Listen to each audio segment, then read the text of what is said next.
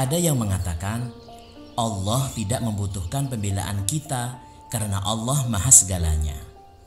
Begitu juga ada yang mengatakan tidak perlu membela Al-Quran kalamullah yang dinista. Sejak dulu Al-Quran telah dinista dan dinista, tetapi semua penghinaan dan penistaan itu tidak bisa meruntuhkan kemuliaannya. Pertanyaannya, benarkah Allah tidak perlu dibela? Benarkah Al-Quran tidak perlu dibela? Benarkah Islam tidak perlu dibela?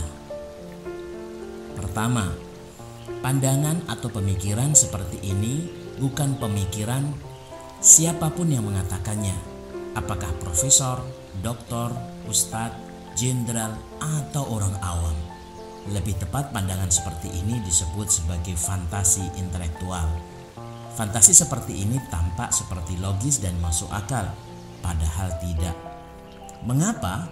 Karena menggabungkan dua perkara yang seharusnya dipisahkan, karena memang konteksnya berbeda.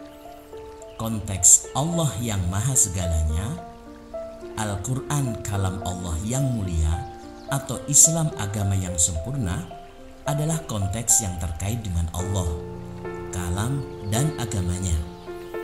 Adapun membela dan menjaga kesuciannya adalah konteks kita sebagai manusia. Memang benar Allah maha segalanya. Begitu juga Al-Quran kalamullah yang mulia, atau Islam adalah agama yang sempurna. Itu tidak akan berkurang sedikit pun karena konteks ini adalah konteks yang terkait dengannya. Akan tetapi salah ketika dikaitkan dengan konteks kita, seolah-olah ketika kemahaan dan kemuliaannya itu tetap akan sempurna meskipun dinista, tidak perlu kita bela. Karena itu perlu ditegaskan di sini bahwa pandangan seperti ini hanyalah fantasi intelektual, bukan pemikiran karena bertentangan dengan fakta. Cara berpikir seperti ini juga merupakan cara berpikir kaum fatalis atau Jabariyah. Cara berpikir kaum fatalis ini dalam sejarah sering digunakan oleh rezim yang berkuasa untuk meninabubukan rakyat. Tujuannya agar mereka menerima penindasan yang dilakukan oleh rezim dengan alasan takdir. Karena itu perlu dipisahkan antara Allah maha segalanya, Al-Quran kalam Allah yang mulia, dan Islam agama yang sempurna, sebagai wilayahnya dengan wilayah kita sebagai manusia untuk menjaga dan melindungi kemuliaannya. Wilayah yang pertama adalah wilayah akidah, sedangkan wilayah yang kedua adalah wilayah hukum atau syariah. Kedua, kesimpulan bahwa Allah, Al-Quran atau Islam tidak perlu dibela sesungguhnya hasil logika mantik dari dua premis. Premis mayor mengatakan bahwa Allah maha segalanya, Al-Quran kalam Allah, dan Islam agama Allah yang sempurna. Premis minornya menyatakan bahwa zat yang maha segalanya tidak perlu dibela. Begitu juga kalamullah dan Islam adalah agama yang sempurna. Jika semua perlu dibela, maka Allah, Al-Quran, dan Islam itu tidak sempurna. Kesimpulan ini jelas merupakan konklusi mantik, bukan merupakan hasil berpikir karena bertentangan dengan fakta. Tampak konklusi ini benar, padahal sebenarnya salah.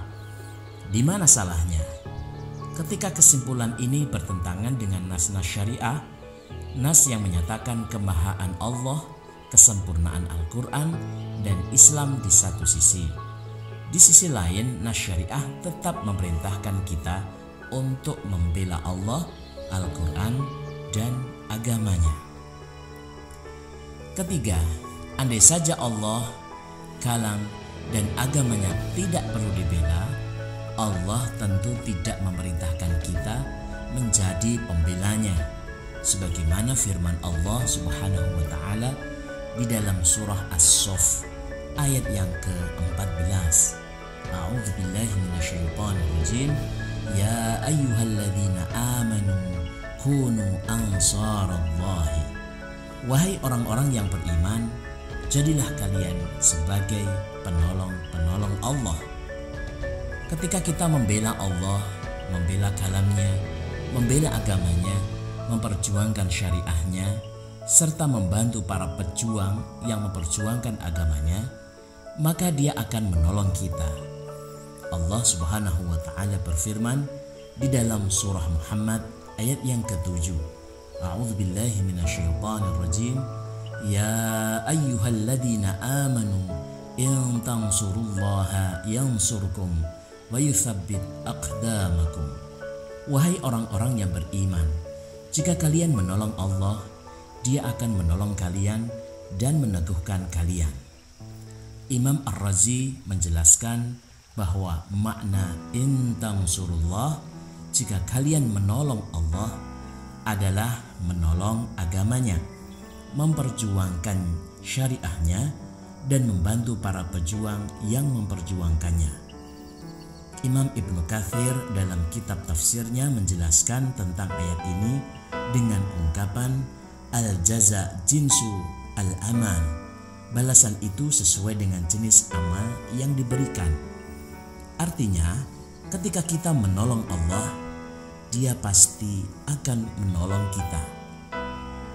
Keempat, andai Allah tidak perlu dibela, maka tidak akan pernah ada aulia Allah.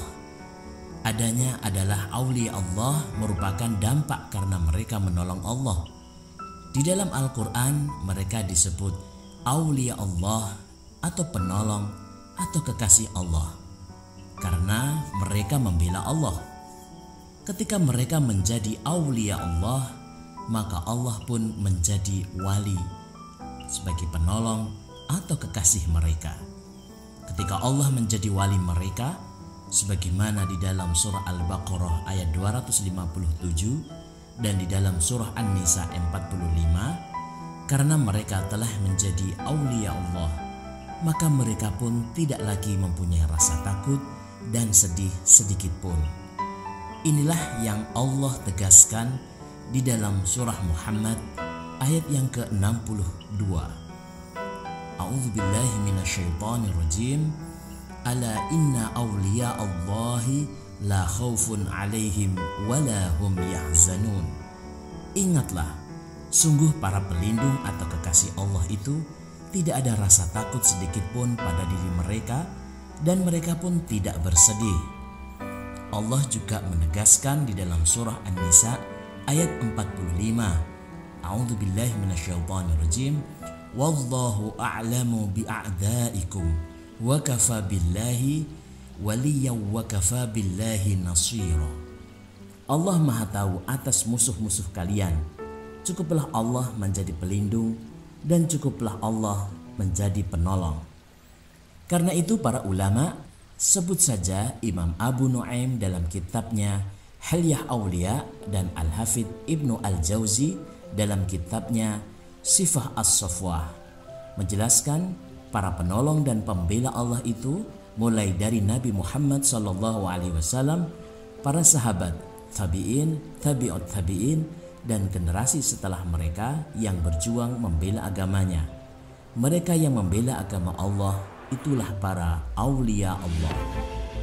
Kelima, andai saja Allah dan agamanya tidak perlu dibela, maka Nabi Muhammad SAW tidak perlu bersusah payah berdakwah di Mekah sehingga berdarah-darah dan tidak perlu berperang bersama para sahabatnya melawan kaum kafir lebih dari 79 kali, 27 kali diantaranya secara langsung dipimpin oleh beliau. Begitu juga sejarah dakwah, perjuangan dan jihad yang dilakukan oleh generasi berikutnya di bawah kepemimpinan khalifah ataupun bukan adalah bukti bahwa para aulia Allah itu selalu ada. Mereka berjuang untuk membela Allah, agama, dan kehormatannya. Karena itu ketika seorang wanita muslimah kehormatannya dinista oleh Yahudi Bani Qainuqa, Nabi SAW yang mulia mengumumkan perang kepada mereka. Ketika kehormatan seorang wanita muslimah dinista oleh kaum Kristian Romawi, dia menjerit, "Ya Mu'tasimah, wahai Mu'tasim, tolonglah." Pasukan Khalifah Al-Mu'tasim pun memerangi mereka sehingga Amuriah berhasil ditaklukkan. Ketika kehormatan Nabi Muhammad SAW dinista, Sultan Abdul Hamid II segera memperingatkan Inggris untuk menghentikan pementasan drama yang menista kemuliaan nabinya. Dan jika tidak, Khilafah Utsmani akan melumat Inggris. Semuanya itu bukti bahwa aulia Allah selalu ada untuk membela, menjaga, dan memperjuangkan kemuliaan agamanya. Namun yang perlu dicatat, Al-Quran juga mencatat bahwa selain aulia Allah, ada juga aulia syaitan, kekasih atau pembela syaitan. Mereka inilah orang yang menghalangi, merusak, dan menghancurkan agamanya, menghalangi dan memerangi orang yang berjuang menegakkan agamanya. Sebagaimana di dalam Al-Quran Surah An-Nisa ayat 67. Jadi jelas sudah, Allah, kalamnya, agama dan kesuciannya perlu dibela, dijaga dan dilindungi. Ini merupakan kewajiban kita. Karena itu, ketika kita menunaikan kewajiban ini pun layak mendapatkan gelar dari Allah sebagai aulia Allah. Sebaliknya, siapapun yang membiarkan agama ini dinista, bahkan membela penistanya, maka mau atau tidak, sesungguhnya dia telah menjadi aulia syaitan. Tinggal kita untuk memilih yang mana, menjadi aulia Allah atau aulia syaitan.